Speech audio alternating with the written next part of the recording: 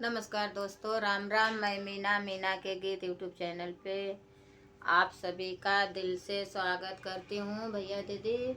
और मैं आप सबके बीच में लाना चाहती हूँ नाच गीत। हमारा नाच गीत पसंद आए तो लाइक सपोर्ट शेयर ज़रूर करिएगा और कमेंट बॉक्स में ज़रूर बताइए हमारा ये नाच गीत कैसा लगा। पसंद आए तो हमारे कमेंट बॉक्स में ज़रूर बताइएगा और अपने इस छोटी बहन का मदद ज़रूर करिएगा आप लोग। हमारे बोदे लाड़ी कैया गलतिया बना कर बना, हमारे बोदे लाड़ी कैया गलतिया बना कर बना, गलतिया बना कर बना, गलतिया बना कर बना, हमारी बोदी लाड़ी कैया गलतिया बना कर बना, हमारी बोदी लाड़ी कैया गलतिया बना कर बना।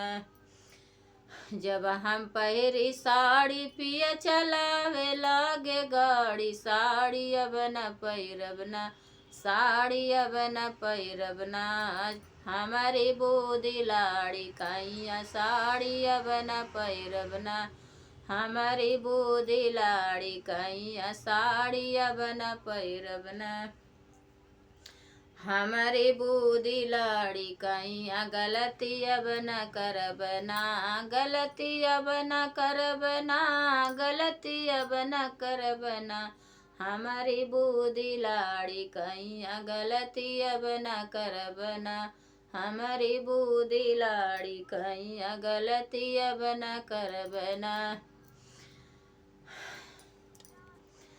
जब हम पहिरी बाली पिया बोलाम दई के गाली, बाली अब न पैरबना, बाली अब न पैरबना, हमारी बूदी लाड़ी कैया बाली अब न पैरबना।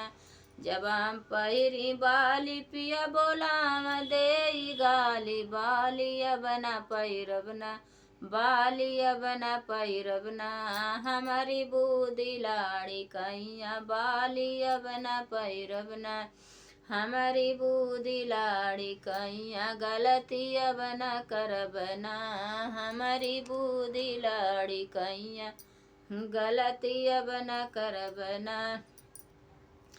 जब हम जाई नैहर पिया हमारी बूदी लाड़ी कैया गलती अब न करबना। जब हम जाई नैहर पियम रमावै लागे धुइहर, नैहर हम न जइबना, नैहर हम न जइबना, हमारी बूदी लाड़ी कैया नैहर हम न जइबना।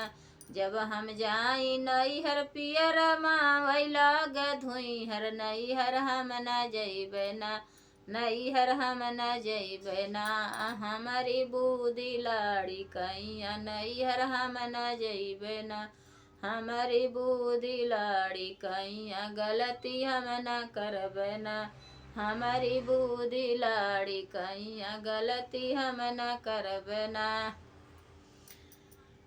हेलो फ्रेंड, ये हमारा नाच गीत पसंद आए तो हमारा सपोर्ट ज़रूर करिएगा।